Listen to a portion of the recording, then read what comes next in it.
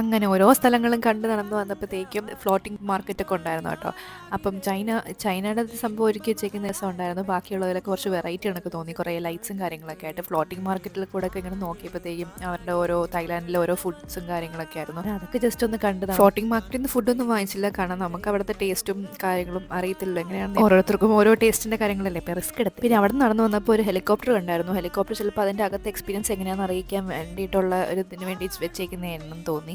പിന്നെ haunted mansion ഉണ്ടായിരുന്നു. അവിടെ എന്തായിരിക്കും എന്ന് പറഞ്ഞാൽ അന്തം വിട്ട് നടന്നപ്പോഴത്തേക്കും ആഫ്രിക്ക പവലിയൻ കണ്ടു. അതിൻ്റെ അകത്ത് എനിക്ക് ഇഷ്ടപ്പെട്ടു കേട്ടോ. നമുക്ക് പുറത്തുനിന്ന് എല്ലാം കാണാൻ എന്തൊക്കെ ഉണ്ടെന്ന്. അങ്ങനെ പിന്നെ നടന്നപ്പോഴത്തേക്കും ടൊർണാഡോ പൊട്ടറ്റോ അവിടെ ഇതാക്കുന്നത് കണ്ടായിരുന്നു. അങ്ങനെ അതും വാങ്ങിച്ചു. അതും വാങ്ങിച്ചപ്പോഴത്തേക്ക് സാറിന് അതുകൂടെ വേണം. അങ്ങനെ ചൂടായതുകൊണ്ട് പിന്നെ അത് അങ്ങനെ കൈ കൊടുത്തില്ല. ഞാൻ പിന്നെ അല്ലാതെ പിച്ച് കൊടുത്തപ്പോഴത്തേക്കും ആളെ ഹാപ്പി. അങ്ങനെ അതൊക്കെ കഴിച്ചിട്ട് അവിടെ നിന്ന് നേരെ മുമ്പിലോട്ട് നടന്നപ്പോഴത്തേക്കും തായ്ലാൻഡ് പവലിയൻ കണ്ടു. അവിടെ പവലിയൻ്റെ അവിടെ ഒരു ഓട്ടോ ഒക്കെ ചെയ്യുന്നത് കണ്ടു. അങ്ങനെ അവിടെ നിന്ന് ജസ്റ്റ് ഒന്ന് റൈറ്റിലോട്ട് നോക്കിയപ്പോഴാണ് ഒരുപാട് നാൾ കാത്തിരുന്ന് കഴിക്കാൻ ആഗ്രഹിച്ചൊരു സംഭവം